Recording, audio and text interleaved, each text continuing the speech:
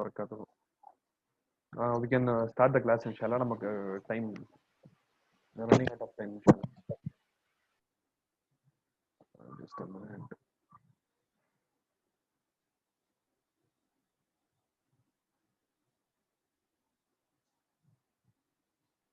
Okay. Bismillahirrahmanirrahim. Nahmaduhu wa nusalli ala rasulihil kareem. So last session we saw about Salman Farsi radiyallahu ta'ala anhu. He was one of the most amazing stories. Mashallah, இஸ்லாத்தை தேடி அந்த நேரத்துல அவர்கள் எப்படி தேடி வந்திருந்தாங்க, ரசூல் ஸல்லல்லாஹு அலைஹி வஸல்லம் அவர்களை எப்படி லாஸ்டா வந்து தேடி கண்டுபிடிச்சாங்க. இது ஒரு பாசிட்டிவ் வியூ அவர்கள் சம்பந்தமா. நெகட்டிவா பார்க்கணும்னா எப்படி தெரியுதுன்னா, அதாவது ஒரு நபர் தேடி ரசூல் ஸல்லல்லாஹு அலைஹி வஸல்லம் கண்டுபிடிச்சு 5 பேர்த்துல அலைஞ்சு 60 வருஷம் திரிஞ்சு வந்து சேர்ந்துட்டாங்க அப்படிங்கிறது ஒரு பாசிட்டிவ் வியூ. ஒரு நெகட்டிவ் வியூ என்ன அப்படின்னா, அப்ப சத்தியத்தை தேடுறது எவ்வளவு கஷ்டமா இருந்திருக்கும் அப்படிங்கிறதும் நமக்கு அந்த செய்திகள் மூலியமா, அந்த விஷயங்கள் மூலியமா, சல்மான் ஃபாரிசி ரலியல்லாஹு தஆலா அன்ஹு அவர்களுடைய அந்த சம்பவங்கள் மூலியமா தெரிய வர்றது அப்படிங்கிறது யதார்த்தமான ஒரு விஷயம். இது தெரியறது மூலியமா அந்த 6ஆம் நூற்றாண்டுல அந்த மக்கள் எவ்வளவு பலவீனத்திற்கும் நேர்வழியை தேடியும் உலகத்துல யாராவது எங்களை வந்து காப்பாற்ற மாட்டாங்களா அப்படின்னு எதிர்பார்த்து கொண்டும் முழு மனிதர், அதாவது டோட்டல் வேர்ல்டுலயும் வந்து முழு உலகத்திலயும் வந்து ஒரு விதமான கைசேத நிலை அங்க சிச்சுவேஷன் இருந்தது. போச்சு, அவ்வளவுதான், வாழ்க்கை முடிஞ்சு போச்சு. இன்னைக்கு எப்படி நம்ம பேசிட்டு இருக்கிறோம், முடிஞ்சு போச்சு, அவ்வளவுதான், நம்மள எல்லாம் கொலை பண்ணிடுவான், இது பண்ணிடுவான்னு அந்த ஒரு, இப்ப நம்ம எல்லாம் இஸ்லாத்திற்கு பின்னால இதை நாம சின்ன சின்ன வார்த்தைகள் பேசிட்டு இருக்கிறோம். எல்லா சுகங்களை அனுபவித்துக் கொண்டு, எல்லா விதமான நற்காரியங்களை அனுபவிச்சு கொண்டு ஜாலியா இருந்துட்டே நம்ம ஒரு விதத்துல நம்ம கஷ்டப்படுற மாதிரி நம்ம பேசிட்டு இருக்கிறோம். அது இஸ்லாம் வர்றதுக்கு முன்னால உங்களால சுதந்திரமா வியாபாரம் பார்க்க முடியாது. இஸ்லாம் வர்றதுக்கு முன்னால உங்களால சுதந்திரமா நடமாட முடியாது. ஒரு குடும்பத்துல பிறந்துட்டீங்கன்னா அந்த குடும்பத்திற்குன்னு விதிக்கப்பட்ட தொழில இருந்து தாண்டி நம்மளால வேற தொழில்கள் செய்ய முடியாது. சுதந்திரமா ஒரு இடத்துல இருந்து இன்னொரு இடத்துக்கு போக முடியாது. டூருக்கு போக முடியாது, கொடைக்கானலுக்கு போக முடியாது, நினைச்சா கார் வாங்க முடியாது. இப்படி ஒரு சூழல் இஸ்லாம் வர்றதற்கு முன்னால் உலகத்துல இருந்தது. அதற்கு அவர்கள் வச்ச பேர் என்னன்னா மொனார்கி, அப்சல்யூட் மொனார்கி அப்படின்ற ஒரு கோட்பாடை தான் உலகம் சந்தித்துக் கொண்டிருந்தது. இஸ்லாம் வந்ததற்கு பின்னால் ரசூல் ஸல்லல்லாஹு அலைஹி வஸல்லம் அவர்கள் மூலியமா உலகத்திற்கு சுதந்திரம் கிடைச்சது. சஹாபா போன இதுலயே சொல்லியிருந்தேன், இந்த சல்மான் ஃபாரிசி ரலியல்லாஹு தஆலா அன்ஹு சம்பவத்துல சஹாபாக்கள் அந்த போர் தொடுத்து மற்ற மக்கள்கிட்ட போய் பார்க்கிற நேரத்துல அவர்கள் பயன்படுத்திய வார்த்தை, அடியார்களை வணங்குவதை விட்டும் அல்லாஹுடைய வணக்கத்தின் பால் உங்களை திருப்பதற்காக வந்திருக்கிறோம். நீங்க எதை வணங்கினாலும் ஒரு கிரியேட்டட் பொருளை தான் நீங்க வணங்குறீங்க, கிரியேட்டரை நீங்க வணங்குறது இல்லை. சோ கிரியேட்டரை வணங்க ஆரம்பிச்சுட்டீங்கன்னா, உண்மையான படைப்பாளன் யாருன்னு தெரிஞ்சு அவனின் பக்கம் உங்களுடைய கவனங்கள் திரும்ப ஆரம்பிச்சுச்சுன்னா என்ன நடக்கும், உங்க வாழ்க்கையில என்ன மாற்றம் வரும்னா, நீங்கள் நெருக்கடியான வாழ்க்கை வாழுவதிலிருந்து விடுபட்டு விசாலமான வாழ்க்கையின் பக்கம் நீங்கள் திரும்பி விடுவீர்கள். சஹாபாக்கள் இந்த வார்த்தையை பயன்படுத்துறாங்க. ஏன் பயன்படுத்துறாங்க? என்னைக்கு இஸ்லாத்தை யார் சரியான முறையில வழங்குறாரோ, விளங்கி கொள்றாரோ, அவர் ஒரு விசாலமான வாழ்க்கை வாழ்வார், அழகான வாழ்க்கை வாழ்வார். அவருக்கு, அதாவது என்ன அழகான வாழ்க்கைன்னா, படோடபமான பெரிய பில்டிங் கட்டி ஏசி போட்டு வாழ்றதுங்கிறது விசாலமான வாழ்க்கை இல்ல. வாழ்க்கையுடைய யதார்த்தங்களை தெரிஞ்சு யார்கிட்ட எப்படி நடக்கணும், என்ன பேசணும், உலகத்துடைய ஹக்கீக்கத் என்ன, அந்தரங்கம் என்ன, வியாபாரத்தோட அந்தரங்கம் என்ன, பணத்துடைய அந்தரங்கம் என்ன, குழந்தைகளோட அந்தரங்கம் என்ன, மனைவியோட அந்தரங்கம் என்ன, தந்தையோட அந்தரங்கம் என்ன, சமுதாயத்துடைய அந்தரங்கங்கள் என்ன, ரியாலிட்டி அவருக்கு விளங்க ஆரம்பிக்கும். உலகம் இவ்வளவுதானா, இந்த உலகத்துக்கு போய் இவ்வளவு நம்ம கஷ்டப்படணுமா, கஷ்டப்பட்டு எனக்கு என்ன கிடைக்க போகுது. இந்த டார்கெட்ஸ் பிக்ஸ் பண்றது ஒரு மூமினுடைய சிந்தனையில ஆகிரத் அப்படின்னு உருவாயிருச்சுன்னா அவருடைய உலக வாழ்க்கை அப்படிங்கிறது மிகவும் லேசாயிரும். யார் உலகம் தான் டார்கெட் அப்படின்னு பிக்ஸ் பண்றாங்களோ அவளுக்கு கஷ்டத்துக்கு மேல கஷ்டம் தான் வரும். இந்த சுருக்கத்தை தான் சஹாபாக்கள் சின்ன வார்த்தையில பயன்படுத்துறாங்க. உங்களுடைய உலக நெருக்கடியான உலக வாழ்க்கையில இருந்து விசாலமான உலக வாழ்க்கையின் பக்கம் வாங்க. யார் உலகமே பெருசா நினைச்சிட்டு இருக்கிறாரோ, அவர் எவ்வளவுதான் பெருசுன்னு நினைச்சாலும் அவருக்கு உலகங்கிறது ஒரு நெருக்கடி தான். ஆனா யாருக்கு உலகமே பெருசு இல்லைன்னு நினைக்கிறாரோ அவருக்கு தான் இந்த உலகம் அப்படிங்கிறது விசாலமானதுன்ற ஒரு யதார்த்தத்தை சஹாபாக்கள் சொல்லி கொடுத்தாங்க. சோ இந்த புக் மூலியமா அலிமியான் சாப் சொல்ல வர்றது அந்த ஒரு புரட்சி சஹாபாக்கள் வாழ்க்கையில, சஹாபாக்கள் காலத்துல ரசூல் ஸல்லல்லாஹு அலைஹி வஸல்லம் கொண்டு வந்த புரட்சி. அந்த புரட்சியும் முக்கியமானது. அந்த புரட்சிக்கு முன்னால் இருந்த உலகத்துடைய சூழல், அதை பற்றி தெரிந்து கொள்வதும் அவசியமானது. அவ்வளவு ஒரு மாற்றத்தை எம்பெருமானார் ஸல்லல்லாஹு அலைஹி வஸல்லம் அந்த சஹாபாக்களின் மீது ஒரு ஆழமான முறையில கொண்டு வந்தாங்க. மாஷா அல்லாஹ். இந்த ஃபர்ஸ்ட் பார்ட்ல நம்ம பார்த்திருந்தது அந்த 6ஆம் நூற்றாண்டுல இந்த கொடுக்கப்பட்டிருக்கக்கூடிய இந்த 6 Europe, Egypt, Arab, China, India, China and வந்து இந்த பெர்ஷியன் எம்பையர் இவர்களுடைய ரிலிஜியன் அண்ட் இவர்களுடைய இந்த சமுதாய சோசியல் சிச்சுவேஷன்ஸ் நம்ம பார்த்திருந்தோம். சோசியல் சிச்சுவேஷன்ஸ் பார்த்திருந்தோம். அந்த ஜாதி முறைகள் இருந்தது, அவர்களுடைய மதம் சார்ந்த விஷயங்கள் பார்த்திருந்தோம். மஜூசின்ற ஒரு மதத்துல இருந்தாங்க, மற்ற மக்கள் அந்த கலப்படமான கிறிஸ்துவத்தை அந்த மதத்துல இருந்தாங்க. அரபுகள் சிலை வணக்கம் செஞ்சு கொண்டிருந்தாங்க. இந்திய மக்கள் அவர்கள் பல கடவுள் கொள்கையில மாட்டி இருந்தாங்க. ஐரோப்பிய மக்களுக்கு மதம்னா என்னன்னே தெரியாம ஒரு டார்க் ஏஜஸ்ல இருள் சூழ்ந்த நாட்கள்ல அவர்கள் வாழ்ந்து கொண்டிருந்தாங்க. இது அவர்களுடைய அந்த ரிலிஜன் சம்பந்தமான சூழல். இன்னைக்கு சாப்டர் 2ல இது டிஸ்கஸ் பண்ற விஷயங்கள் அவருடைய அரசியல் சூழல் என்ன, அவருடைய பொருளாதார சூழல் என்ன, இதெல்லாம் ஏன் அரசியல் பொருளாதாரம் ஏன் முக்கியம், ஏன் வந்து ரிலிஜன் முக்கியம், ஏன் வந்து சோசியல் கட்டமைப்பு சமூக கட்டமைப்பு ஏன் முக்கியம், இது எல்லாமே மார்க்கம் சரியான மார்க்கம் அனைத்துக்கும் வழிகாட்டக்கூடிய ஒரு மார்க்கம் இல்லாமல் போனதுடைய காரணம் தான் இந்த 4 விஷயத்திலும் கோட்டை விட்டு இருந்தது உலகம். உலகத்துடைய மக்கள் சிவிலைசேஷன் யாரெல்லாம் சொல்லிட்டு இருந்தார்களோ இந்த 4 விஷயத்திலும் கோட்டை விட்டு இருந்தாங்க. அதனுடைய யதார்த்தத்தை தான் இந்த பாடங்கள்ல குறிப்பா சொல்றாங்க. சோ இந்த செகண்ட் சாப்டர்ல நம்ம பார்க்க போறது இவர்களுடைய பொலிட்டிக்கல் அண்ட் எக்கனாமிக் சிச்சுவேஷன் என்ன, அவர்கள் என்ன சூழல்ல வாழ்ந்துட்டு இருந்தாங்க, அவர்களுடைய அரசியல் நிலைகளும் பொருளாதார நிலைகளும் என்னவாக இருந்தது. சோ இத வந்து இந்த டோட்டல் சாப்டரே வந்து நம்ம 5 பாயிண்டா பிரிச்சிடலாம். 5 பாயிண்ட் டிஸ்கஸ் பண்றாங்க. ஃபர்ஸ்ட் வந்து அப்சல்யூட் மொனார்கி அப்படின்னு சொல்லக்கூடிய மில்கியத்துல் முத்லகா அப்படின்னா கேள்வி கணக்கு கேட்க முடியாத ஆட்சி அதிகாரம், அந்த அரசர்களுக்கு கொடுக்கப்பட்டிருந்த ஆட்சி அதிகாரம். ரெண்டாவது அவர்கள் மக்கள்கிட்ட இருந்து வசூலிக்கிறதுக்காக பயன்படுத்திய பாலிசிஸ், டாக்ஸ் சிஸ்டம் அவர்களுக்கு மத்தியில் எப்படி இருந்தது, விவசாயிகள்ட்ட இருந்து பிடுங்கிறதுக்காக வியாபாரிகள்ட்ட இருந்து அந்த மக்கள் எப்படி பிடுங்கினாங்க, பெர்ஷியன் பீப்புளா இருக்கட்டும், ரோமன் பீப்புளா இருக்கட்டும். மூணாவது டிஸ்கஸ் பண்றது லக்ஸுரி. ஒரு பக்கம் போர்கள்ல செலவாகுது, ஒரு பக்கத்துல மக்கள் கஷ்டப்பட்டுட்டு இருக்கிறாங்க. இன்னைக்கு பேசுற rich get richer, poor get poor அன்னைக்கு அந்த காலத்துல இருந்தே பேசப்பட்டு கொண்டுதான் இருக்குது. ஒரு பக்கம் ஏழைகள் ஆயிட்டே இருக்கிற நேரத்துல பணக்காரர்கள் அளவுக்கு அதிகமா அவர்களுடைய செல்வங்களை சேர்த்து, அளவுக்கு அதிகமா அவர்கள் ஆசை கொண்டு, அளவுக்கு அதிகமா அவர்கள் வந்து பணத்தை சேர்க்க ஆரம்பிச்சு ஒரு சுகபோகமான வாழ்க்கையை வாழ்றாங்க. இது அப்படியே அஃபெக்ட் ஆகுது. அந்த பணக்காரர்களை பார்த்து மிடில் கிளாஸ் பீப்புள் ஆசைப்படுறாங்க, அந்த மாதிரி வாழ்க்கையை வாழணும். அந்த மிடில் கிளாஸ் பீப்புளை பார்த்து ஏழைகள் ஆசைப்படுறாங்க, அந்த மாதிரி வாழ்க்கையை வாழணும். ஏழைகள், அதாவது அந்த பணத்தை வந்து அஃபோர்ட் பண்ண முடியாத நபர்கள் அவ்வளவு பெரிய லக்ஸுரி எதிர்பார்க்கிற நேரத்துல தேவையில்லாத கடன்ல போய் அந்த பீப்புள் மாட்டுறாங்க. இது வந்து சஹாபாக்கள் காலத்துக்கு முன்னாலே நடக்க ஆரம்பிக்குது. அண்ட் வந்து இதனால என்ன ஆகுது, பப்ளிக் மிசரி, ஷகா அல் ஜும்ஹூர், அந்த பொதுமக்களுடைய அவர்கள் சந்திச்ச அந்த துக்க நிலை என்ன, அவர்களுடைய வாழ்க்கையில இருந்து துக்க நிலை என்ன, அது சம்பந்தமா டிஸ்கஸ் பண்றாங்க. லாஸ்டா அலிமியான் சாப் கொண்டு வர்றது ஹஜரத் ஷாவலில்லா முஹத்திஸ் தெஹ்லவி ரஹ்மத்துல்லாஹி அலைஹி அவர்களுடைய ஒரு சின்ன எஸ்ஸே மாதிரி ஒரு வார்த்தையை கொண்டு வராங்க. அவர்கள் அவருடைய புக்கான ஒரு ஃபேமஸான புக், ஹஜரத் ஷாவலில்லா ரஹ்மத்துல்லாஹி அலைஹி ஒரு ஃபேமஸ் இந்தியா பெற்றெடுத்த ஒரு மாணிக்கம். அவங்க 18ஆம் நூற்றாண்டுல வாழ்ந்தவங்க. என்ன சொல்ல போனா இந்திய சுதந்திர வேட்கைக்கு வித்திட்ட மிக முக்கியமான ஒரு புள்ளி ஹஜரத் ஷாவலில்லா முஹத்திஸ் தெஹ்லவி ரஹ்மத்துல்லாஹி அலைஹி. அவுரங்கசீபுடைய காலம் வஃபாத்தார நேரத்துல இவங்களுடைய பிறப்பு ஏற்படுது. இவர்கள் தான் இந்தியாவுக்குள்ளார ஹதீஸ் கலையை கொண்டு வராங்க. இன்னைக்கு என்னென்ன குரூப்ஸ் எல்லாம் பிரிஞ்சிருக்காங்களா, அஹ்ல ஹதீஸா இருக்கட்டும், தேவபந்தியா இருக்கட்டும், இல்ல மத்த என்னென்ன குரூப்ஸ் நமக்கு மத்தியில பரேலவி குரூப் எதாவது இருக்கிறாங்களோ எல்லாரும் ஷாவலில எங்க ஆளு அப்படின்னு சொல்ற அளவு ஒரு முக்கியமான ஒரு நபர். இந்தியாவுல ஹதீஸ் நாம படிக்கிற ஹதீஸ்களுடைய சனதுகள்ல ஷாவலில்லா ரஹ்மத்துல்லாஹி அலைஹி மூலமா தான் போகும். அவர்கள் அவருடைய புக் ஹுஜ்ஜத்துல்லாஹ் அல் பாலிகான்ற ஒரு புக் இருந்தது, எழுதியிருக்கிறாங்க. அந்த புக்குடைய கான்செப்ட் என்னன்னா, ஷரியத்துடைய ரகசியங்கள் என்ன, சட்டங்களுடைய ரகசியங்கள் என்ன, தொழுகை ஏன் கடமையாக்கப்பட்டுச்சு, நோன்பிய கடமையாக்கப்பட்டுச்சு, ஹஜ்ஜுடைய பின்னணி என்ன, அதனுடைய பேக்வர்ட் இது என்ன, அதுல அவர்கள் டிஸ்கஸ் பண்ற நேரத்துல இஸ்லாம் கொண்டு வந்த சமுதாய கட்டமைப்புடைய வேல்யூஸ், அந்த எத்திக்ஸ் சம்பந்தமான அந்த சோசியல் எத்திக்ஸ் சம்பந்தமா டிஸ்கஸ் பண்ணுவாங்க. சோசியல் எத்திக்ஸ் டிஸ்கஸ் பண்ற நேரத்துல இந்த எஸ்ஸே அவங்க ஹுஜ்ஜத்துல்லாஹ் அல் பாலிகால போட்டிருப்பாங்க. இஸ்லாம் வர்றதற்கு முன்னால உலகம் எப்படி இருந்தது, அது அப்படியே ஒரு இந்த மொத்த 2 சாப்டருடைய சாராம்சமா அவர்கள் வந்து கொண்டு வந்திருப்பாங்க. அதுவும் இந்த செகண்ட் சாப்டர்ல கொண்டு வரப்பட்டிருக்கு. சோ இந்த கிளாஸ் நம்ம ஸ்டார்ட் பண்ணா எவ்வளவு சீக்கிரம் முடியுமோ இன்ஷால்லா we will finish it. So al faslu thani chapter 2 an-nizamu siyasi wal mali fil asr al-jahili. அந்த 6ஆம் நூற்றாண்டுல மடமை காலம், இஸ்லாம் வர்றதற்கு முன்னால் இருந்த காலத்துல பொருளாதார மற்றும் அரசியல் சூழல்கள். ஃபர்ஸ்ட் பாயிண்ட் அல் மில்கியத்துல் முத்லகா, அப்சல்யூட் மொனார்கி.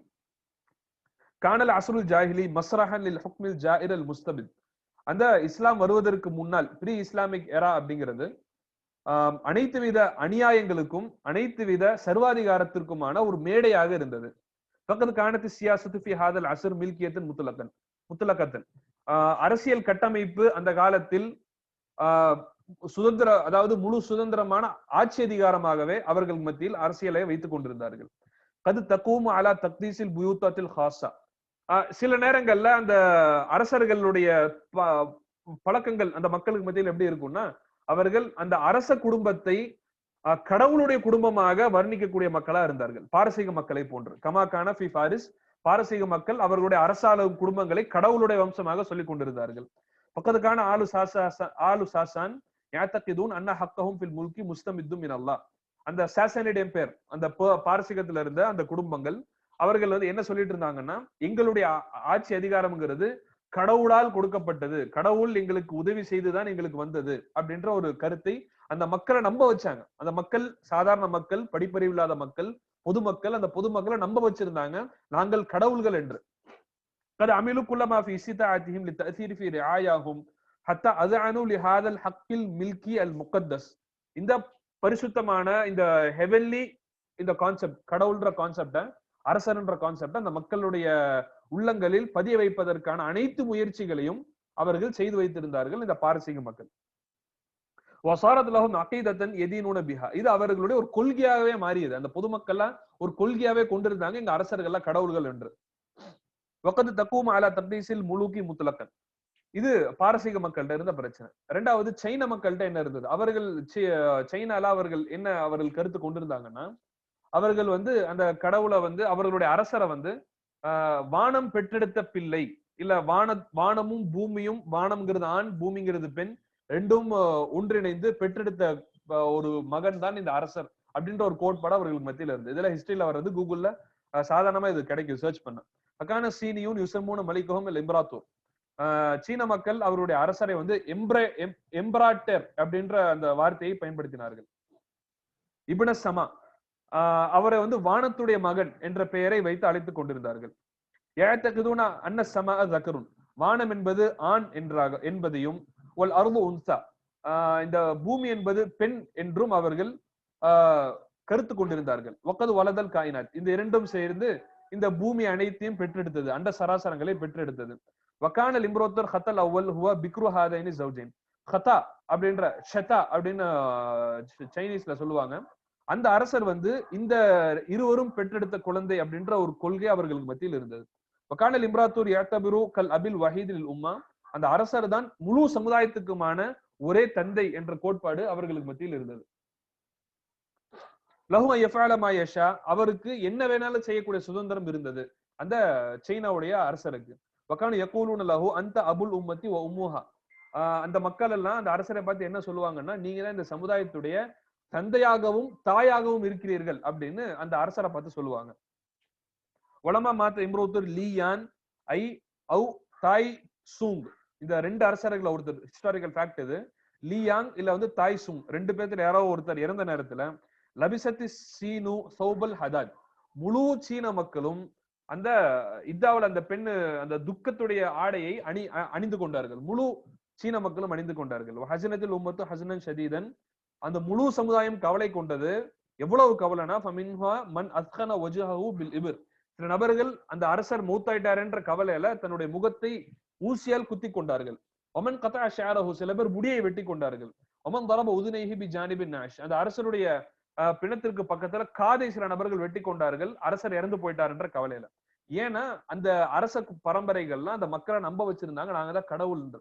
இது பொதுவாக இருந்தது இஸ்லாம் வர்றதற்கு முன்னால் இருந்த சூழல். وقد تقوم على تقديس بعض الشعوب والاوطان كما كان في المملكه الروميه. ரோமர்கள் என்ன செஞ்சு கொண்டிருந்தாங்க? ரோமர்கள் அரசர்களை வந்து கடவுளா சொல்லல, அந்த ரோமன் எம்பையரே கடவுள் அப்படின்னு சொல்லிட்டு இருந்தாங்க. எங்க அரசாட்சி எங்கெங்களா போதும், இது கடவுளோட அரசாட்சி அப்படின்ற கோட்பாடு அவர்களுக்கு மத்தியில இருந்தது. ஃபகானல் மப்தவுல் அசாசி ஹுவ தக்தீசுல் வத்தனிர் ரூமி, அவர்களுடைய பேசிக் அரசியல் கொள்கை என்னன்னா, இந்த ரோமன் எம்பையர், ரோம அரசாங்கம், ரோம இந்த கட்டமைப்பை மக்கள் எல்லாம் கடவுளுடைய கட்டமைப்பாக நினைக்கணும். வலம் தக்குனில் உமமுல் பிலாது இல்லா ஹாதிமத்தல் லி மஸ்லஹதிஹா, அடுத்தது என்ன சொல்லிட்டு வந்தாங்கன்னா, முழு உலகமும் இந்த அரச ஆட்சிக்கு கட்டுப்பட்டு இந்த அரசாட்சிக்கு கீழ்ப்படிந்துதான் நடக்க வேண்டும் என்ற கோட்பாடை அந்த பொதுமக்களுக்கு அவர்கள் திணித்துக் கொண்டிருந்தார்கள்.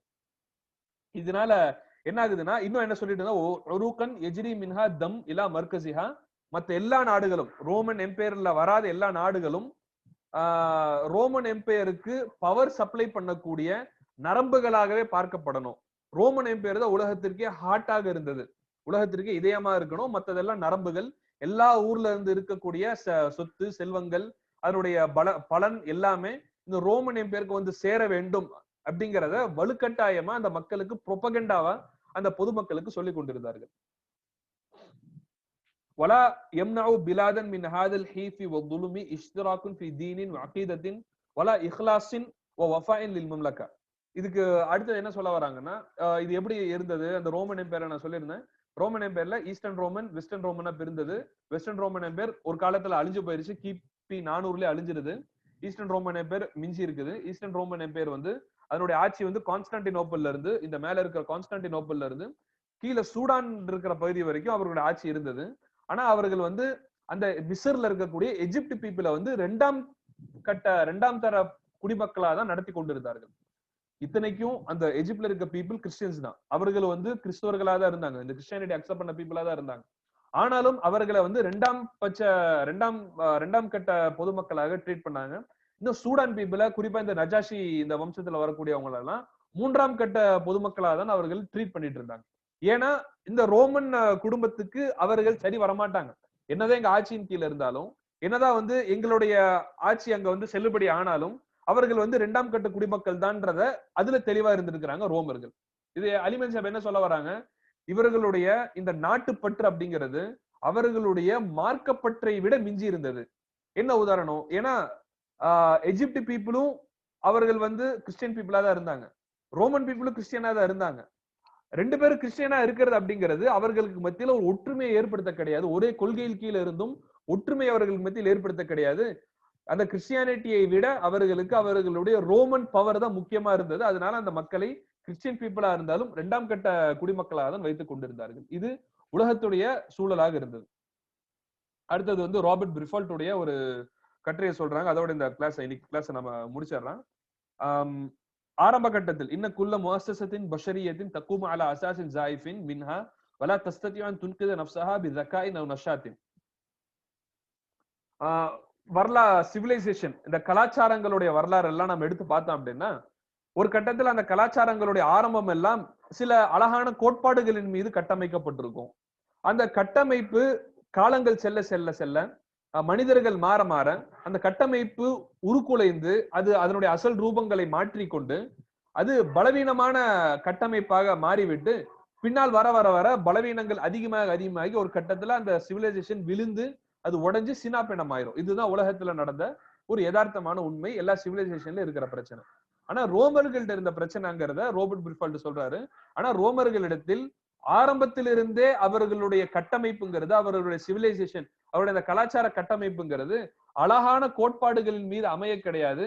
ஆரம்பத்திலிருந்தே அவர்களுடைய கோட்பாடுகள் பலவீனத்தின் மீதும், அவருடைய கோட்பாடுகள் இந்த வில்லங்கள் ஃபசாத் குழப்பத்தின் மீதும் தான் அவர்களுடைய கோட்பாடுகள் உருவாகி இருந்தது. ஏன்னா கிறிஸ்டியானிட்டி ஈசா அலை இஸ்லாம்ன்ற ஒரு ஃபிகர் அவர்களுக்கு பின்னால் உருவாயிருந்தது. யஹூதியத் மூசா அலை இஸ்லாமுக்கு பின்னால உருவாயிருந்தது. பெர்ஷியன் எம்பையர் சைரஸ்ன்ற ஒரு பலமான மன்னருக்கு பின்னால உருவாயிருந்தது. இப்படி சில பர்சனாலிட்டிஸ் இருப்பாங்க அந்த சிவிலைசேஷன் உருவாதற்கு பின்னணியில. புத்திசம் அப்படிங்கிறது புத்தருக்கு பின்னால உருவாயிருந்தது. ரோமன் எம்பையர் மட்டும் ஹிஸ்டரியில என்னன்னா, அவர்களுக்கு பின்னால அவர்களுக்கு ஒரு ஒரு உருவாக்கிய நபர் அப்படின்னு யாரையுமே சொல்ல முடியாது. இது ரோமன் எம்பையரோட ஒரு வீக் பாயிண்ட். நடுவில் அரசர்கள் வந்திருக்கிறாங்க. சீசர் அப்படின்ற அரசர் வந்திருக்கிறாங்க, அகஸ்டஸ் அப்படிங்கிறவர் வந்திருக்கிறாங்க, இன்னும் அந்த டௌரஸ் அவர் வந்திருக்கிறாங்க, இன்னும் நெரோட்ன்ற ஆட்சியாளர்கள் வந்திருக்கிறாங்க, டைட்டஸ் வந்திருக்கிறாங்க. இப்படி பல ஆட்சியாளர்கள் வந்திருந்தாலும் அவருடைய பேஸ் ஸ்டார்டிங் அப்படிங்கிறது யார் மூலியமா ஆரம்பிக்கப்பட்டதுன்னே தெரியல அப்படிங்கிறது இந்த ராபர்ட் பிரிஃபால்ட் அவருடைய ஒரு கருத்தை சொல்லியிருக்கிறாங்க. அதனால அவர்கள் வந்து எப்பவுமே ஒரு அழகான கட்டமைப்புல உருவாய சமுதாயம் காலம் செல்ல செல்ல அவர்கள் எப்படி வலுவிழந்து போவாங்களோ அதை போல ரோமன் எம்பையர் மாறல. ரோமன் எம்பையருடைய ஆரம்பமே பலவீனத்தின் மீது உருவாக்கப்பட்டு அது காலம் செல்ல செல்ல பலவீனத்தின் மீது பலவீனத்தையே அவர்கள் மேற்கொண்டிருந்தார்கள். அடுத்த பேராகிராஃப்ல அடுத்த லைன்ல என்ன சொல்றாங்கன்னா, அந்த பலவீனத்தை மறைப்பதற்காக அவர்கள் புது புது ஆட்சி முறையை கையாண்டார்கள். பலவீனத்தை மறைப்பதற்காக புது புது ஆட்சியாளர்களை கொண்டு வந்தார்களே தவிர அவர்களால ஆரம்பத்திலிருந்து இருக்கக்கூடிய பலவீனத்தை மறைப்பதற்கான திட்டவிட்டமான செயல்பாடுகள், செயல் திட்டங்கள் அவருக்கு மத்தியில் இல்லாம போனது. இது மிகவும் கைசேதமான ஒரு விஷயம். உலகம் பெருசா பேசிக்கும், ரோமன் எம்பையர்னு பேசிக்கும், உலகத்துக்கு பெரிய கான்ட்ரிபியூஷன்ஸ் கொடுத்திருக்காங்கன்னு பேசிக்கும். ஆனா அவருடைய அசல் கான்ட்ரிபியூஷன்ஸ் எடுத்து பார்த்தோம்னா அநியாயங்களை தவிர எதுவும் மிஞ்சி இருக்காது. இது ரோமன் எம்பையருடைய யதார்த்தமான ஒரு விஷயம். அவர்கள் கிறிஸ்டியன் பீப்புளா இருந்தாலும் கிறிஸ்டியானிட்டி அக்செப்ட் பண்றது கான்ஸ்டன்டைன் பீரியட்ல முன்னாடியே சொல்லியிருந்தேன். கான்ஸ்டன்டைன் பீரியட்ல தான் கிபி 300ல தான் அக்செப்ட் பண்றாங்க. அதற்கு முன்னால சிலை வணங்கிகளா தான் இருக்கிறாங்க. அக்செப்ட் பண்ண கிறிஸ்டியானிட்டி ஒரு கோல்மாலான ஒரு கலப்படமான கிறிஸ்டியானிட்டி அக்செப்ட் பண்ணி இருக்கிறாங்க. இதுல வந்து மாற்று கருத்தே இல்ல. அதை ஏற்றுக்கொண்டாலும் அவர்களுடைய குழப்பங்கள், பலவீனங்கள், பலவீனத்தையே அதிகப்படுத்தி கொண்டிருந்தது. அவர்களுக்கு மத்தியில தெளிவான ஒரு முடிவு சென்று சேர்க்க கிடையாது.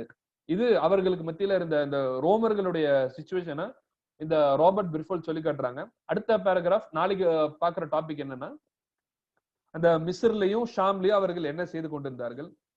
சுருக்கமா சொன்ன அப்படின்னா அந்த மிஸ்ர்வாசிகளை, குறிப்பா எஜிப்சியன் பீப்புள அவர்கள் அந்த அவர்களுடைய ரத்தத்தை, அவருடைய உழைப்புகளை உறிஞ்சும் மிருகங்களாகவே ரோமர்கள் இருந்து வந்தார்கள் அப்படிங்கிறது ஹிஸ்டாரிக்கல் ப்ரூஃப். அந்த மிஸ்ர்வாசிகள் எஜிப்சியன் பீப்புள் கிறிஸ்டியனா இருந்தாலும் அவர்கள் அந்த கிறிஸ்டியானிட்டியை கண்டுகொள்ளல.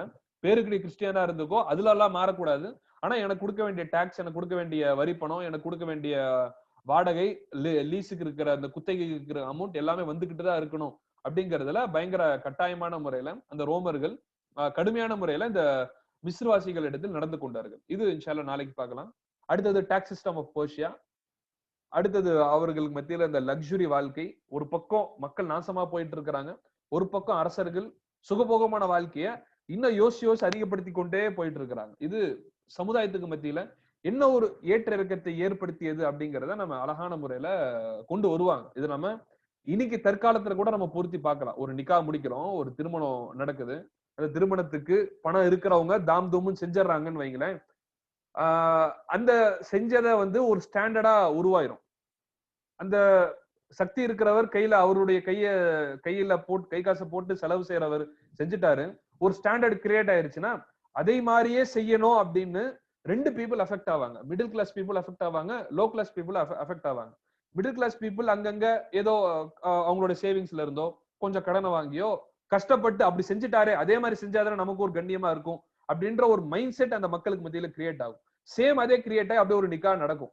அடுத்தது லோ கிளாஸ் பீப்புள், லோவர் எண்ட்ல இருக்கிறவங்க, அவர்களுக்கு மத்தியில கையில காசே இருக்காது, ஒண்ணுமே இருக்காது, தினக்கூலியா இருப்பாங்க, பாவம் அவங்களுக்கு.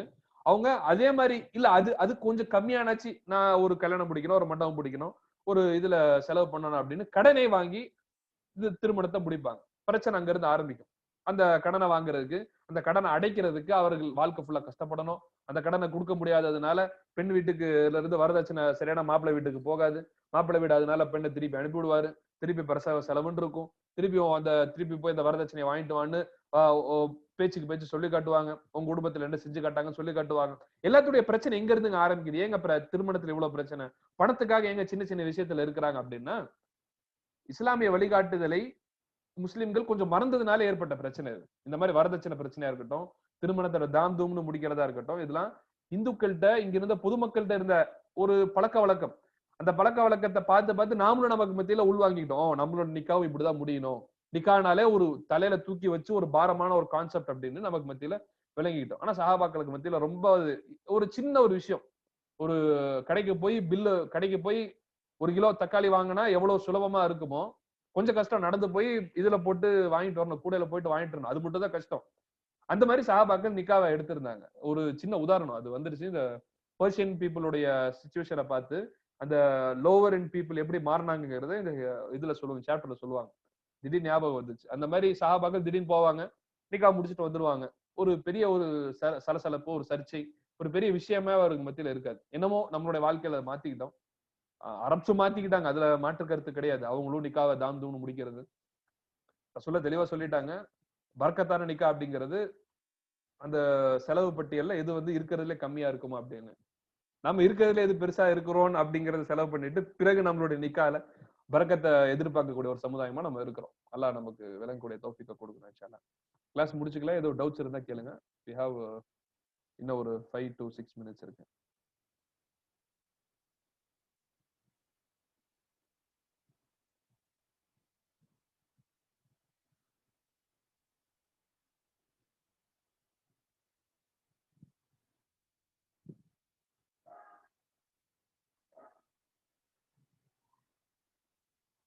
இது டவுட்ஸ் இருக்குதுங்களா? இல்ல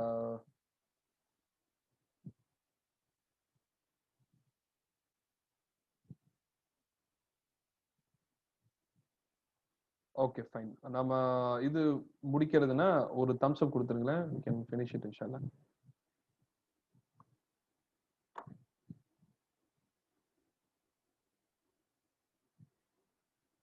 ஃபைன் அல்ஹம்துலில்லாஹ்.